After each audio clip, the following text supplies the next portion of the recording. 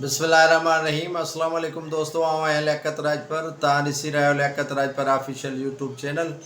दोस्तों, ॻाल्हि थींदी मखदूम ख़ानदान जूं वाकई पीपल्स पार्टीअ सां दूरियूं थियूं आहिनि, इख़्तिलाफ़ वधिया आहिनि, या सिर्फ़ु इहे अख़बारुनि चैनल्स ऐं सोशल मीडिया जे हद ताईं महदूद आहिनि। इख़्तिलाफ़ छा ते थींदा रहिया आहिनि, इख़्तिलाफ़ कॾहिं खां वठी पीपल्स पार्टी जी क़यादत सां हिननि जा रहिया आहिनि ऐं वरी वक़्तनि ब वक़्तनि ठाह थींदो रहियो आहे। जीअं उहो कलाम आहे त तुंहिंजे हिजर फिराग में माहे लका, न को ग़म थो वञे न को दम थो वञे। सो ॻाल्हियूं ऐं किसा आहिनि इहे त सिंध जूं ॿ गादियूं आहिनि, जंहिंमें हुननि जी रूहानी पेशवा पीर पागारो जी गादी ऐं सरवरी जमात मखदूम मन जी गादी, हाला वारनि जी पीर ॻोठ वारनि जूं गादियूं। इहे ॿई असर रसूख़ रखंदड़ गादियूं आहिनि ऐं उन्हनि जे गादियुनि जा गादी नशीन सियासत कंदा आहिनि। पॉलिटिक्स में, सिंध जे सियासत में उन्हनि जो वॾो गहरो असरु हूंदो आहे ऐं मखदूम हमेशह पीपल्स पार्टी में रहिया आहिनि ऐं मखदूमनि जो पीपल्स पार्टी घर सम्झो वञे थो। ऐं मखदूम अमीन फ़हीम पीपल्स पार्टी पार्लियामेंटेरियन जा सदर रहिया। उनखे मुशरफ दौर में वज़ीर आज़म पे बणायो वियो, पर हुन इनकार कयो पीपीअ सां गद्दारीअ जो ऐं 2008 में हुनखे वज़ीर आज़म आसिफ अली ज़रदारी अनाउंस कयो, पर वज़ीर आज़म न थियो, छो त आसिफ अली ज़रदारी खे सदर पाकिस्तान थियणो हुयो। इन करे यूसुफ रज़ा गिलानी वज़ीर आज़म थियो ऐं चयो वियो त खेसि वज़ारत बि न पे ॾिनी आसिफ अली ज़रदारीअ। पर पोइ कुझु अहिड़ा हल्का जंहिंमें काफ़ी हुनजा क़रीबी रुफ़क़ा ऐं दोस्त हुया, उन्हनि चयो ऐं उनखां पोइ मखदूम अमीन फ़हीम खे वज़ारत मिली ऐं वज़ारत हुन बख़ूबी बहितर अंदाज़ में 2008 खां 13 ताईं हलाई। ऐं उन्हनि जे रेलत खां पोइ मखदूम जमीलुज़्ज़मा जेके सिंध में रेवेन्यू जा वज़ीर रहिया आहिनि ॿिनि टेन्यूअर्स में, जेके पीपल्स पार्टी जा 4 टेन्यूअर आहिनि, 4 टेन्यूअर्स में हुननि खे 2 दफ़ा इहो जेको महकुमो आहे रेवेन्यू जो, उहो उन्हनि वटि रहियो। उनखां पोइ जेको ही 2018 जो टेन्यूअर हुयो, उन में संदसि पुट खे मखदूम महबूब ज़मा खे वज़ीर बणायो वियो। ऐं हिननि जा इख़्तिलाफ़ इन ॻाल्हि ते थींदा आहिनि त भई वज़ारत ॾियो था त असांखे आज़ादु छॾियो, पर पीपल्स पार्टी आज़ादु किथे थी छॾे।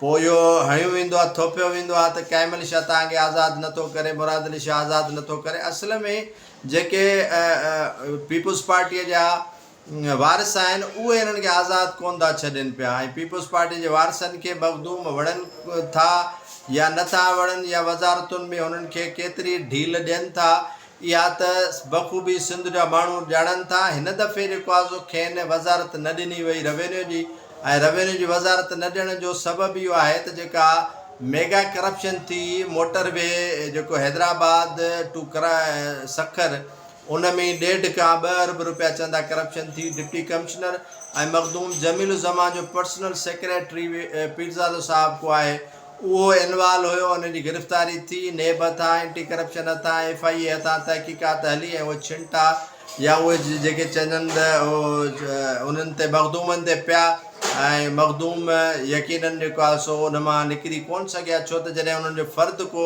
इनवाल्व हूंदो आहे त पोइ मालिक बि यकीननि इनवाल्व हूंदा आहिनि ऐं इहे कंहिंखां बि ॻाल्हियूं लिकियलु न आहिनि।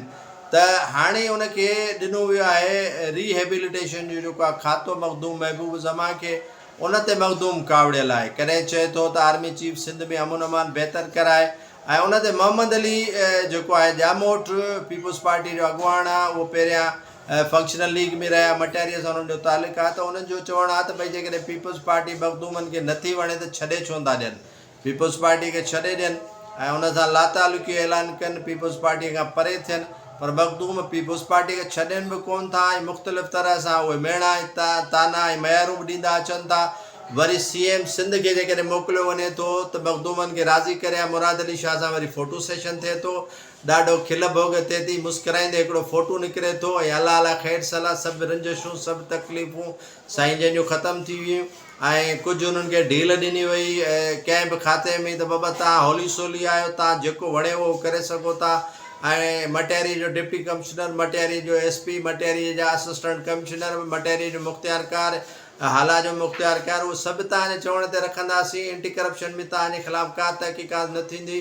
ऑफिसर जेके ज़िला मटैरी में हूंदा उहे तव्हांजी मर्ज़ीअ जा हूंदा, त पोइ त को एतिराज़ु कोन्हे को, पोइ आर्मी चीफ खां मुतालबो बि कोन हूंदो, पोइ जेको आहे सो बशीर मेमुण जे गवर्नरशिप वारा राज़ बि कोन खुलंदा, पीपल्स पार्टी के जे चेयरमैन के ताज़ो मखदूम जमीलुज़्ज़मान साहब ख़त लिखियो आहे त उन्हनि गद्दारनि जे ख़िलाफ़ु एक्शन खणो जिन मुंहिंजी इलेक्शन में मुंहिंजे पुट जी मुखालफ़त कई, मुंहिंजे भाइटे जी मुखालफ़त कई ऐं पीपल्स पार्टी जे उम्मीदवारनि जी मुखालफ़त कई, उन्हनि जे ख़िलाफ़ु एक्शन त खणो। पीपल्स पार्टी एक्शन खणण लाइ तयारु कोन्हे का। आसिफ अली ज़रदारी हुजे, बिलावल भुट्टो हुजे, फरियाल टालपुर हुजे, को बि पीपल्स पार्टी जे अॻुवाणनि मां जेका मरकज़ी मथी क़यादत आहे उन मामले ते ख़ामोश वेठा आहिनि ऐं इंक्वायरियूं उन्हनि शयुनि जूं कहिड़ियूं कराइनि। इंक्वायरियूं थींदियूं त पोइ वॾा बुत किरंदा, जे वॾा बुत किरिया त पोइ शायदि तहस नहस थिए।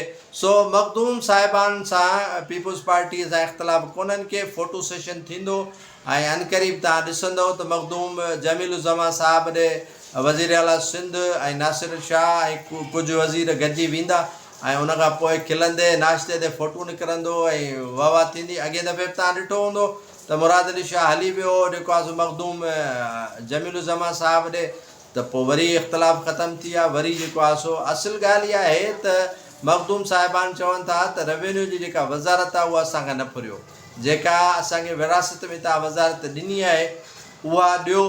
बाक़ी जेको आहे मामलात उहे तव्हां वञी पाण ॾिसो, तव्हां उन्हनि खे पाण टेकअप कयो। मूं सां या असां सां जेके तव्हांजा कयल वचन ऐं वाइदा आहिनि उन्हनि खे जेको आहे सो पूरो लहो ऐं उन्हनि में पीपल्स पार्टी जेको आहे पहल न पई करे। ऐं यकीननि तव्हांखे पाण ख़बर आहे त जेके पीपल्स पार्टी जा पासीरा अॻुवाण थियण जी कोशिशि कंदा आहिनि त उन्हनि खे ढील बि ॾिनी वेंदी आहे त बाबा हलण जी कयो, महिल असां जान छॾियो त असां ॿिए कंहिंखे मौक़ो फ़राहम कयूं। थी सघे थो त मखदूम जे पीपल्स पार्टी में वञण जे करे वॾो जेको आहे सो फ़ाइदो बशीर मेमून साहब खे पहुचे, बशीर मेमून साहब जंप करे ॿीहर हलियो वञे, या ईअं न थिए त मखदूम वेठा ई रहनि, को अलाइंस ठाहिनि। जीअं मूं तव्हांखे चयो त एस्टेब्लिशमेंट अॻ में ई कुझु साल पहिरियां कोशिशि कई त पीर ॻोठ जी गादीअ खे ऐं हाला जी गादीअ खे पाण में मिलाए करे सिंध में हिकिड़ो सियासी माहौल जोड़िजे, पर उन में मखदूम जेको आहे सो न बीठा ऐं मखदूमनि उन शयुनि खां इनकार कयो ऐं पूरो एस्टेब्लिशमेंट न थिया। इन जे करे जेको आहे सो पीपल्स पार्टीअ में उन्हनि पाण जो जीव सम्झो ऐं हू सम्झनि था त पीपल्स पार्टी असां ठाही। उनजे ॾाढे मखदूम तालिबुल मौला पीपल्स पार्टीअ खे ठाहियो ऐं पीपल्स पार्टीअ जा कन्वेंशन जेको आहे सो उन्हनि जे घर में थिया। ज़ुल्फ़िकार अली भुट्टो खां वठी शहीद मोहतरमा बेनज़ीर भुट्टो ताईं, मोहतरमा बेनज़ीर भुट्टो खां वठी जेका सॼी क़यादत आहे उहा हुननि जे वटि ईंदी रही आहे ऐं हू उन्हनि जे वेझो रहिया आहिनि। त हिन हालातुनि में हिन वक़्त में पीपल्स पार्टीअ खे छॾनि बि नथा ऐं पीपल्स पार्टीअ खे साईंदा बि अचनि पिया, पीपल्स पार्टीअ मां हथ बि कोन पिया कढनि, पीपल्स पार्टीअ खे मेणा बि ॾींदा अचनि था। त हाणे पीपल्स पार्टी बि क़यादत जेका आहे फरियाल हुजे, आसिफ ज़रदारी हुजे या बिलावल भुट्टो हुजे, उहे शयूं सम्झी विया आहिनि त मखदूमनि खे राज़ी कीअं कजे ऐं मखदूमनि जे राज़ जो राज़ छा आहे ऐं उन्हनि खे कहिड़े नमूने सां जेको आहे सो राज़ी कजे। सो हुननि वटि उहा सुती पई आहे, उहा निपिल उन्हनि वटि पई आहे, वरी चुसराईंदा। अलाह अलाह ख़ैरु सलाह ऐं सॼो माहौल जेको आहे बहितरु थी वेंदो। अहिड़ी ॻाल्हि का बि कोन्हे का त मखदूम साहिब सफ़ा कावड़िजी विया आहिनि ऐं मखदूम साहिब जेको आहे पीपल्स पार्टी जा किनारा कश थिया आहिनि। अहिड़ी का बि ॻाल्हि दोस्तो कोन्हे का ऐं तव्हां वेही ॾिसंदव अनक़रीब जेको आहे सो सगत पहुचंदी। ऐं मोटरवे वारी जेका करप्शन थी आहे 1.5 अरब रुपया, उनजी तहक़ीक़ात जा फाइल बंदि थींदा ऐं उनजा जेके प्यारा गिरफ़्तार आहिनि, मखदूम जमीलुज़्ज़मान जो पर्सनल सेक्रेटरी आहे या डिप्टी कमिश्नर जेको मटियारी वारो 1.5 अरब रुपया करप्शन कई, उनजो जेको मामिलो आहे उहो बि जेको आहे सेट आउट थींदो त यकीननि मामलात मखदूमनि जा बि हल थी वेंदा। ऐं उहो जीअं चवंदा आहिनि रतु भुटा तुंहिंजे राहुनि में फुड़ो फुड़ो थी वेही वञे, तुंहिंजो नसीब मुंहिंजो नसीब बि ठही वञे ऐं पंहिंजो भुटे जो कर्ज़ बि लही वञे।